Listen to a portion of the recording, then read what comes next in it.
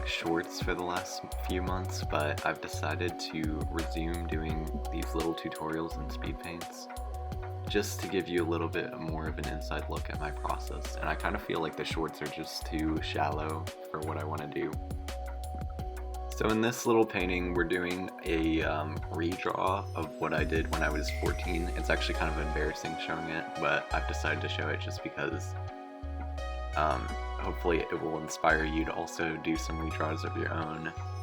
For me, this was a huge art confidence boost because it showed just how long it took me to improve. It took me 5 years, and you can definitely see it in the two drawings when you compare them in the beginning.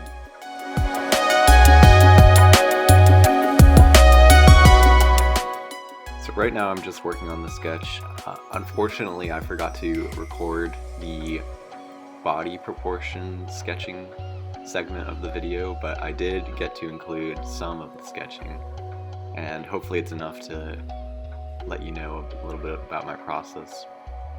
I've been really focusing on like good anatomy lately, and I've been watching videos about like the Riley method. I would definitely suggest watching some tutorials on anatomy if you're unsure, because it will quickly improve your art, and it's just insane how much you learn. Like I always say that an architect will never build a house without making a blueprint first, and I feel like the same is true of art. Like you should not draw a person without seeing their muscles and bone structure underneath. And seriously, like once you do it, you will not regret it, and you just have to keep working at it.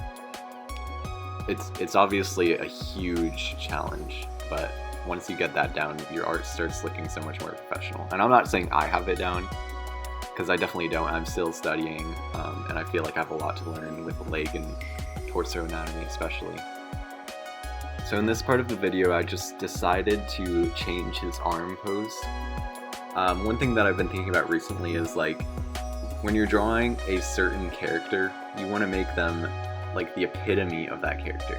So like the most surfer, or like if you're drawing like Ariel from Disney and she has a specific pose or a pet, then you should draw her with that pose or pet to just make it like the epitome of Ariel. Hopefully that makes sense.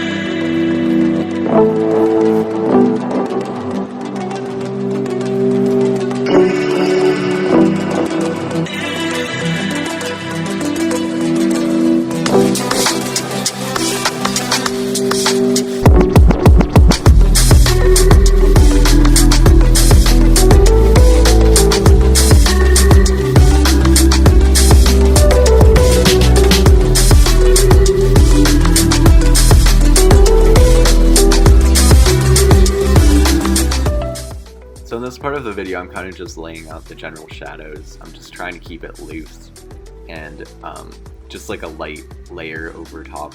Nothing crazy, no reflective or ambient lighting or ambient inclusion. And I'm trying to make the skin like peachy because I feel like it goes pretty well with blues. And you'll notice that for the teeth, I used actually just the background color.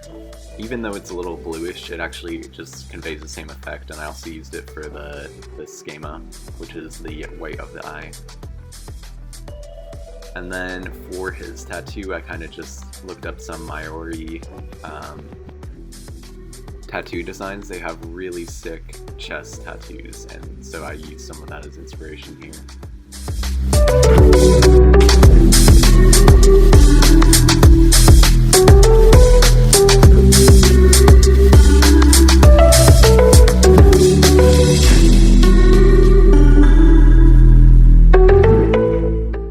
As usual, you'll probably notice that I zoom out quite a bit in the drawings, and it actually looks like I do it more in a speed paint because it's so much faster. But I just think zooming out, especially with full body character designs, gives you kind of a sort of like a blending effect for the entire drawing. just like in traditional art, artists don't like zoom in on the canvas or like stare at it super up close, and I think the same should be true for digital. So if you're not used to normally like zooming out a whole lot, I definitely suggest it because your drawings will be better. And another great benefit of zooming out is that you also, if you tend to post your artwork to social media, you'll see kind of like a quick thumbnail of how it will appear when zoomed out.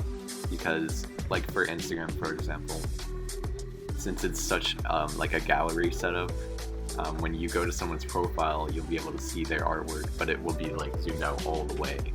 So it's just a really good tool to use to kind of see how it will look zoomed out. At this point in the drawing, I just got rid of the sketch, which is something I occasionally do, but for this one, I decided to merge down the multiply sketch on top of the skin to kind of give me a little bit of a cushion, since when you get rid of the line art, sometimes it can feel like the drawing has lost a lot of its spritz. So sometimes I just like to put it on the skin because that's the most important area, but you don't have to merge it down, and you can actually just keep the line art layer the entire time if you want. It just depends on your stylistic preferences. When I'm drawing the face, I'm using a lot of self-control to not over-render it, because typically in a character design that's zoomed all the way out, the facial details will be lost oftentimes. So you really just want to make sure that when you zoom out, it looks good. Up close, it really doesn't matter if it looks good or not, because if it looks good zoomed out, then you're all set. Right here, I've been like editing his mouth a little bit. Open mouths can be quite a challenge, especially with the teeth, because you don't want to make them too pointy, and you also don't want to give them no texture at all, because then it just looks like they have a denture or something. And you also don't want to make it pure white. But what I've been doing recently is making sure not to give them poker faces, because typically artists kind of use that as a crutch.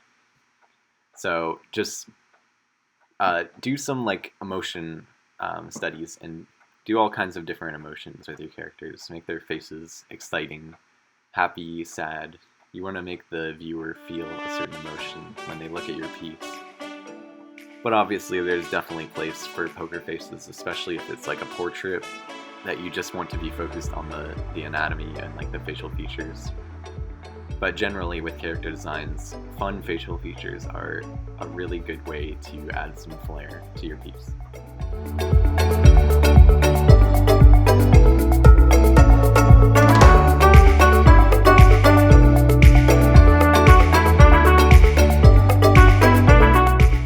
At this point, I think I deleted his tattoo, so I actually just went back into the recording and took a screenshot and basically clipped and masked it over top of the skin. So that was kind of nice that I actually just saved it in a screen recording, and I didn't have to redraw it completely.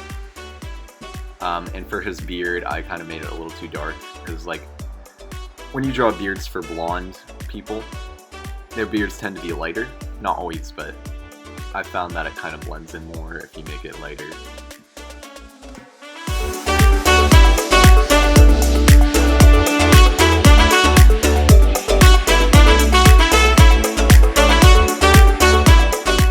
At this point in the process, I also decided to use Liquify again. I find that when you use Liquify in the beginning stages, which I didn't do here, but if you use Liquify on the hair in the beginning stages, what you can do is kind of add some energy to the hair, and you can just like pull it and push it in different ways to give it some interest, especially if there's like wind in the drawing like in this one. You can add a little bit of curls or just something to make it more expressive. You don't really want flat hair ever.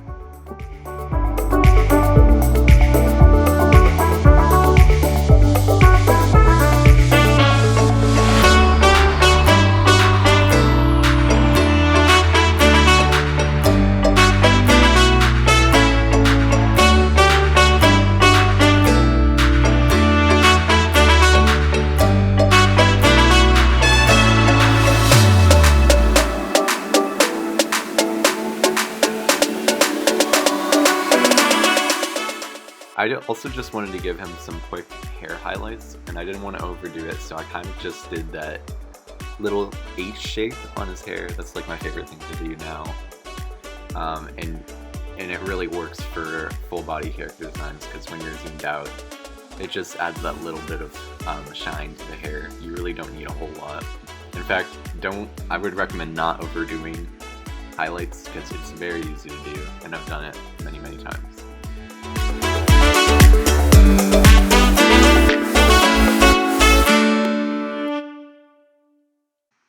At this point, I'm in the home stretch. I'm just making sure everything looks good, the anatomy, the shading. I might add a little bit of ambient light, but I'm really not too concerned with the lighting right now. I'm sort of just focused on if his anatomy works, because anatomy is super, super important when you're actually just drawing the whole body like in this, except for the swimsuit area. And I don't draw a whole lot of torso anatomy, so I had to make sure it looks good. I think his legs were actually the really hard part about this, because I really don't draw a whole lot of legs that aren't underpants, so it took some studying. And then I was also playing around with the background. I couldn't decide what shape I wanted. Probably spent a little too much time on the background. I actually tried out like these clip art brushed circles. I didn't end up going with them, but they definitely look cool. And then I sort of made it look like a wave later on. I thought it looked really cool. And then I added some texture to it just to make it feel like I actually drew it. Yeah, you can see in this part. And I wanted to keep it minimal, nothing crazy. And then the even harder than the leg part was the feet. Oh my gosh. This was such a challenge, and I actually had to take a picture of my own feet for reference. But I think they turned out alright. And I didn't want to draw too much attention to the feet, so I sort of just did these quick highlights on the toes. I didn't even add toenails, I don't think. I just really, really wanted to keep it minimal, and also didn't really want to draw feet either, so I left it as is. And yeah, that was pretty much the drawing process. I really hope you guys enjoyed. It was a lot of fun seeing how much changed in just 4 years. Thanks everyone for watching, and if you enjoyed, please let me know, because I'd love to keep doing these voiceovers. And I hope you have a great day.